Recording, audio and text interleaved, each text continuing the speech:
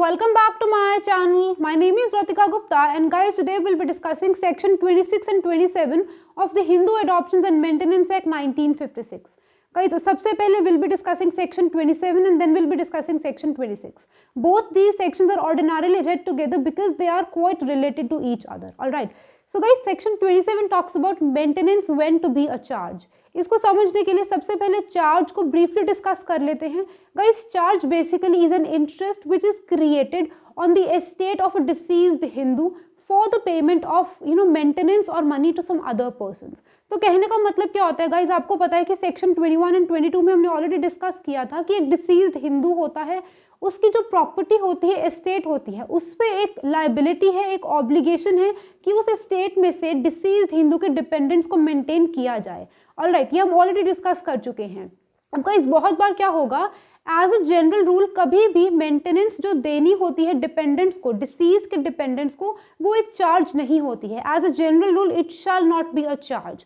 Alright, but guys बहुत बार क्या होगा कि एक इंसान जो डिसीज है, राइट, जो मरने से पहले कई बार वो इंसान अपनी वसीयत लिख जाता है, अपनी विल लिख जाता है और वो ये बोलता है कि अगर कल को मेरे मरने के बाद मेरे लीगल ईयर्स ने फॉर सम रीज़न, जिनके पास प्रॉपर्टी जाएगी, अगर कल को उन्होंने मेरे लीगल डिपेंडेंट्स को मेंटेनेंस नहीं भी प्रोवाइड करी, तो वो एक हिस्सा अपनी प्रॉपर्टी में से ऑलरेडी निकाल के जाता है, जिसको हम चार्ज बोलते हैं. उस प्रॉपर्टी पे चार्ज क्रिएट हो जाता है, यानी कि वो प्रॉपर्टी एज अ सिक्योरिटी रख दी जाती है कि कल को अगर लीगल एयर्स ने मेरे बाकी डिपेंडेंट्स को मेंटेनेंस नहीं भी दी, तो वो जो डिपेंडेंट्स है वो उस प्रॉपर्टी में से पैसा निकाल सकते हैं. सो गाइस, चार्ज का मतलब यहाँ पे क्या है कि immovable property, any portion of immovable property of a deceased Hindu when kept as a security for payment of maintenance to his dependents, that is what charge is.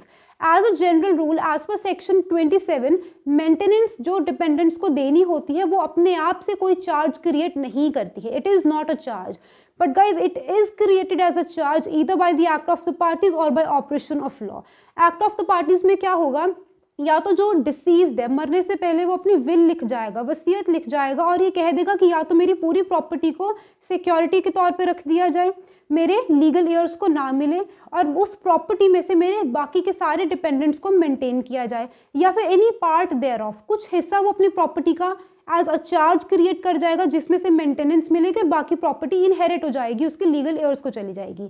या फिर guys, there is sometimes an express agreement between the deceased and dependents. जो deceased है मरने से पहले वो अपने सारे डिपेंडेंट्स, जिसको हमने सेक्शन 21 में डिस्कस किया था, उनके साथ एक एग्रीमेंट करके चले जाते हैं कि मेरे जाने के बाद इस तरीके से आपको मेंटेनेंस इसमें से लेनी है. This is an by an act of the parties का express act होता है which is either by will or by an agreement between the deceased and his dependents.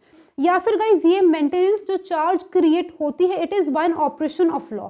Operation of law का मतलब क्या है, डिक्री ऑफ द कोर्ट. कई बार court की decree आ जाती है जहाँ पे कोर्ट स्पेसिफिकली खुद ही बोल देता है कि डिसीज्ड हिंदू तो अब जा चुका है, उसकी प्रॉपर्टी का कुछ पोर्शन देयर ऑफ उसको एज चार्ज क्रिएट कर दिया जाए, सिक्योरिटी रख दिया जाए, क्योंकि अगर लीगल एयर्स जो हैं वो आपको बाकी लोगों को मेंटेन नहीं करेंगे तो इस प्रॉपर्टी में से which has been created as security उनको मेंटेनेंस दे दी जाएगी. क्योंकि गाइस डिपेंडेंट्स को अल्टीमेटली मेंटेन तो डिसीज्ड ने करना था, डिसीज्ड नहीं है तो उसकी प्रॉपर्टी से किया जाएगा. अब वो प्रॉपर्टी अल्टीमेटली लीगल एयर्स के पास जा चुकी है, कल को अगर लीगल एयर्स मना करते हैं तो चार्ज क्रिएट कर दिया जाता है. तो सेक्शन 27 सिर्फ इतना ही बोलता है कि ordinarily, generally, dependents' right to claim maintenance under this act, under section 21 and 22, shall not be created as a charge on the estate of the deceased. Deceased की estate पे automatically वो charge create नहीं होता है until and unless it has been created either by the will of the deceased or by an agreement between the deceased and his dependents और by a decree of the court. I hope guys आपको ये चीज़ समझ आ चुकी है. तो section 27 सिर्फ इतना ही बोलता है कि जनरल रूल एक अलग है लेकिन उसकी एक्सेप्शन निकल के आती है. Exception is either by act of the parties or by operation of law. I hope guys आपको ये चीज़ समझ आ चुकी है. अब उसके बाद moving on to section 26. Section 26 क्या बोलता है कि डेट्स टू हैव प्रायोरिटी.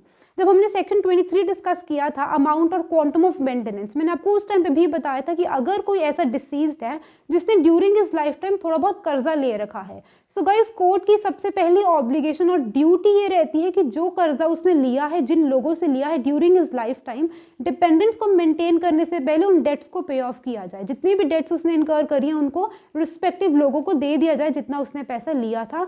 और यही चीज़ सेक्शन 26 बोलते हैं कि डेट्स टू हैव प्रायोरिटी। जो भी डेट्स एक इंसान ने, डिसीज्ड ने इनकर करी थी ड्यूरिंग हिज लाइफ टाइम, उनको प्रायोरिटी दी जाएगी। Priority over what? Priority over dependents rights to claim maintenance. उनको मेंटेनेंस बाद में मिलेगी। जो प्रॉपर्टी बच जाएगी, जो वैल्यू बच जाएगी after paying off all the debts, उनको उसमें से मेंटेन किया जाएगा।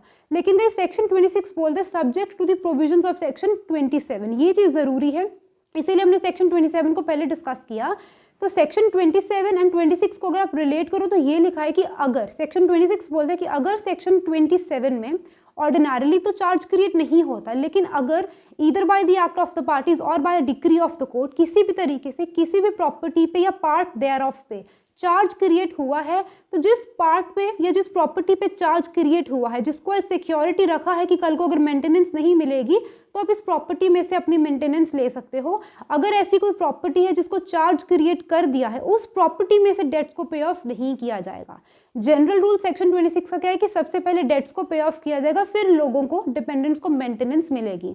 लेकिन अगर सेक्शन 26 के तहत किसी भी प्रॉपर्टी पे ऑलरेडी चार्ज क्रिएट कर दिया है by the act of the parties or by decree of the court, तो वो प्रॉपर्टी जिस पे चार्ज क्रिएट किया गया है उसमें से debts will not have a priority. वो फिर प्रॉपर्टी क्योंकि सिक्योरिटी के तौर पे ही रखी गई थी for the maintenance of dependents, उसमें से फिर आप डेट्स को पहले पे ऑफ नहीं करोगे। So section 26 is subject to express provisions of section 27।